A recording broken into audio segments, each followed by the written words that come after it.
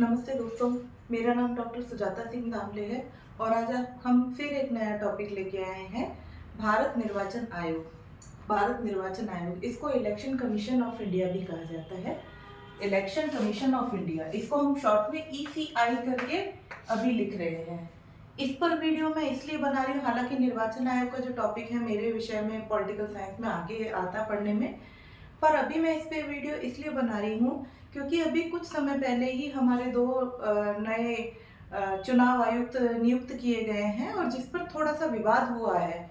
तो विवाद क्या है, क्यों इस पे चर्चाएं अभी चल रही हैं और ऐसी क्या बिल पास हुआ है 2023 में जिसके आधार पर ये विषय जो है आजकल बहुत चर्चा में बना हुआ है। अभी हमारे लोकसभा के चुनाव भी आ रहे हैं, तो उसके मद्देनजर रखते हुए भी ये विषय आज बहुत इंपॉर्टेंट हो गया। तो आज का हमारा वीडियो इसी पर केंद्रित रहेगा। हमारा इलेक्शन कमीशन ऑफ इंडिया जो है, इसका प्रावधान हमारे संविधान में ही किया गया है। ये एक संवैधानिक निकाय है। संवैधानिक निकाय वो निकाय होते हैं जिनकी व्यवस्था स्वयं संविधान में की गई है। जैसे UPSC है, वो एक संवैधानिक निकाय है। PSC होते हैं, वो एक संवैधानिक निकाय है।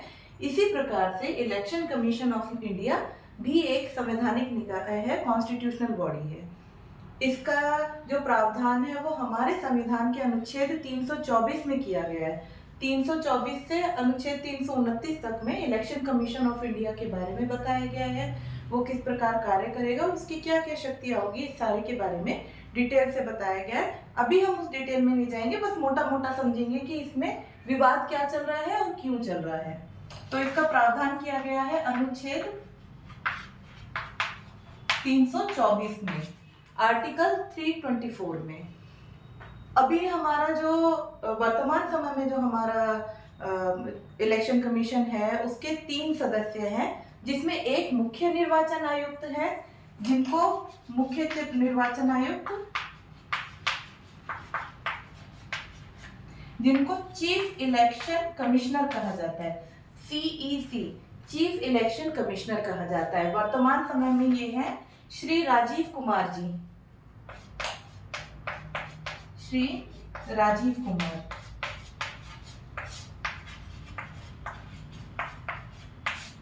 अभी मार्च 2024 में 2 नए नवनियुक्त हमारे चुनाव आयुक्त चुने गए हैं, जिनका नाम है मार्च 2024 में चुने गए हैं। उनमें से एक का नाम है श्री ज्ञानेश कुमार, श्री ज्ञानेश कुमार। और हमारे दूसरे नए जो इलेक्शन कमिश्नर हुए हैं उनका नाम है श्री सुखबीर सिंह संधू, श्री सुखबीर सिंह संधू। यानी कि जो वर्तमान समय में हमारा निर्वाचन आयोग है उसके 3 सदस्य हैं, जिसमें एक मुख्य निर्वाचन आयुक्त है वर्तमान समय में राजीव कुमार जी। उसके अतिरिक्त 2 और इलेक्शन कमिश्नर हैं, निर्वाचन आयुक्त हैं, एक श्री ज्ञानेश कुमार जी और सुखबीर सिंह संधू जी। चर्चा में इसलिए बना हुआ है क्योंकि इसमें काफी लंबे समय से सुप्रीम कोर्ट में आवेदन लगाया जा रहा था, याचिकाएं दायर की जा रही थी कि जो इलेक्शन कमीशन में जो कमिश्नर है उनकी नियुक्ति के लिए कुछ ऐसे ठोस कदम उठाए जाए जिससे कि वो अधिक से अधिक निष्पक्ष होकर काम कर सके। तो इस प्रकार की कई सारी याचिकाएं पिछले काफी समय से लगाई जा रही थी, कई सालों से लगाई जा रही थी, जिसको समअप करते हुए, यानी कि उन सबको एक मिला के बनाते हुए सुप्रीम कोर्ट की संवैधानिक पीठ जो होती है उसमें इन सारे विषयों को एक साथ मिला के और उस पर सुनवाई की गई थी। ये सुनवाई पिछले काफी समय से चल रही थी, जिस पर मार्च 2023 में, यानी कि मार्च 2023, अब से ठीक 1 साल पहले उस सुनवाई पर सुप्रीम कोर्ट ने अपना फैसला दिया।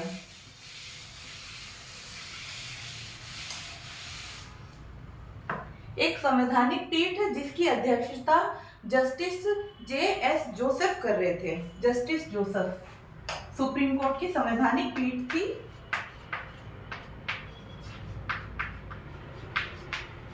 संवैधानिक पीठ जिसकी अध्यक्षता जस्टिस जोसेफ कर रहे थे।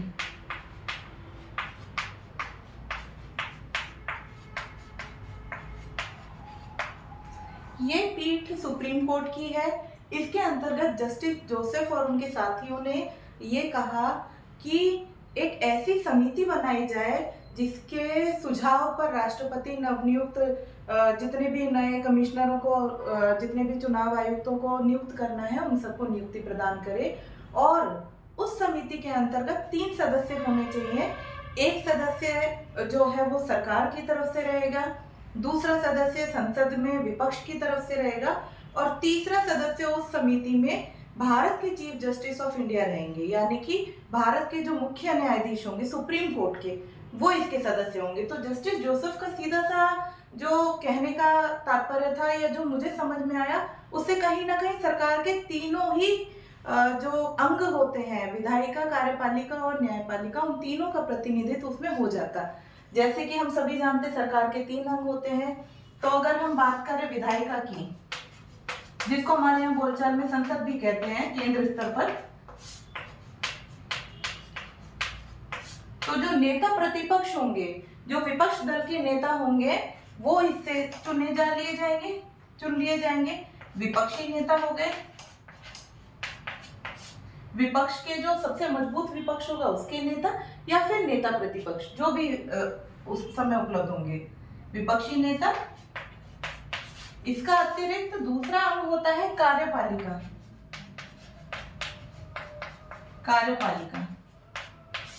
इसके सीधे सीधे प्रधानमंत्री, क्योंकि कार्यपालिका का संचालन जो करते हैं वो प्रधानमंत्री करते हैं, तो इसके सदस्य प्रधानमंत्री। और इसके साथ ही तीसरा जो हमारा अंग होता है न्यायपालिका, उसके आ जाएंगे चीफ जस्टिस ऑफ इंडिया, यानी कि भारत की सुप्रीम कोर्ट के मुख्य न्यायाधीश, जिसको हम शॉर्ट में सीजेआई भी बोलते हैं। इस समय वर्तमान समय में श्री चंद्रचूड़ जी हैं जो हमारे सीजेआई हैं। तो जस्टिस जोसेफ ने जो प्रावधान दिया था, जो फैसले में उन्होंने सुझाव दिया था, वो ये था कि एक सदस्य विपक्षी नेता होगा इस समिति में, एक सदस्य कार्यपालिका का प्रमुख हो सकता है जो प्रधानमंत्री होगा, और एक न्यायपालिका का सदस्य सीजेआई जो है वो भारत के चीफ जस्टिस ऑफ इंडिया होंगे, उनको ले लिया जाएगा। इससे निर्वाचन आयोग की निष्पक्षता बहुत अधिक बढ़ जाएगी, क्योंकि ये सभी आपस में एक दूसरे को काउंटर बैलेंस करते हैं, आपस में एक दूसरे को बैलेंस करने का काम करते हैं। तो कहीं ना कहीं इस तरह से अगर हमारे निर्वाचन आयुक्त चुने जाएंगे तो वो बहुत निष्पक्ष तरीका होगा। तो जस्टिस जोसेफ ने ये एक सुझाव दिया था। इसके साथ में उन्होंने ये भी कहा था कि संसद इस पर कोई ना कोई कानून बनाए।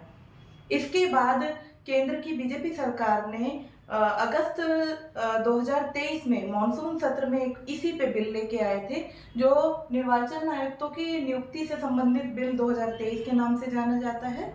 उस बिल के अंतर्गत प्रधानमंत्री और उनके मंत्रिमंडल ने एक क्लॉज डाल दिया कि उन्होंने ये तीनों को शामिल ना करते हुए उसकी अध्यक्षता के लिए प्रावधान करा कि वो प्रधानमंत्री करेंगे। उसके अलावा एक सदस्य होगा जो प्रधानमंत्री के केंद्रीय मंत्रिमंडल का सदस्य होगा, जिसको प्रधानमंत्री नियुक्त कर सकते हैं, और तीसरा सदस्य उसमें विपक्ष के नेता होंगे। विवाद इसलिए उत्पन्न हुआ क्योंकि इसमें एक तो इनको हटा दिया गया इस समिति से, तो कहीं ना कहीं निष्पक्षता पे वैसे ही प्रश्न उठ जाता है। दूसरा, क्योंकि कार्यपालिका के अब 2 सदस्य उसमें शामिल हो गए, प्रधानमंत्री स्वयं क्योंकि वो अध्यक्षता करेंगे, और एक व्यक्ति वो जो केंद्रीय मंत्रिमंडल से आएगा जिसकी नियुक्ति प्रधानमंत्री करेंगे। तो कहीं ना कहीं सरकार के 2 प्रतिनिधित्व हो गए और एक व्यक्ति के मात्र विपक्ष का बचा है। तो जब निर्णय विवाद की स्थिति में होगा, जैसे किसी निर्वाचन आयुक्त की नियुक्ति करनी है और ऐसा कोई व्यक्ति है जिस पर विपक्ष का नेता सहमत नहीं हो रहा है, तो भी बहुमत के आधार पर 2 वोट क्योंकि उसको मिल जाएंगे सरकार की तरफ से, तो इसका कोई महत्व रह नहीं जाएगा।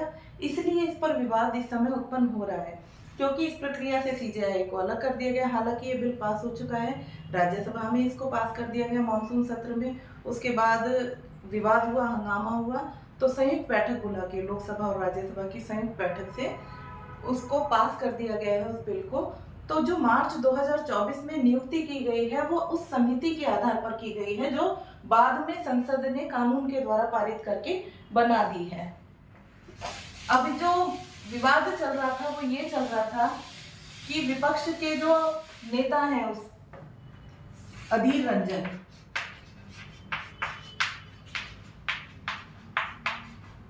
उन्होंने कहा कि जब ये समिति निर्वाचन आयुक्तों की, जिनका नाम मैंने पहले ही बताया है, श्री ज्ञानेश कुमार और सुखबीर सिंह संधू जी का, जब वो चुना जाना था उनको, तो विपक्ष का क्योंकि एक ही वोट था तो उनकी सुनी नहीं जा रही थी, ऐसा उनका आरोप है। और उसके आधार पर कहीं ना कहीं ये सरकार की तरफ के दो व्यक्ति, माननीय हमारे प्रधानमंत्री नरेंद्र मोदी जी और अमित शाह, इसमें ये 3 सदस्य इस समिति में शामिल थे, और हमारे गृह मंत्री अमित शाह।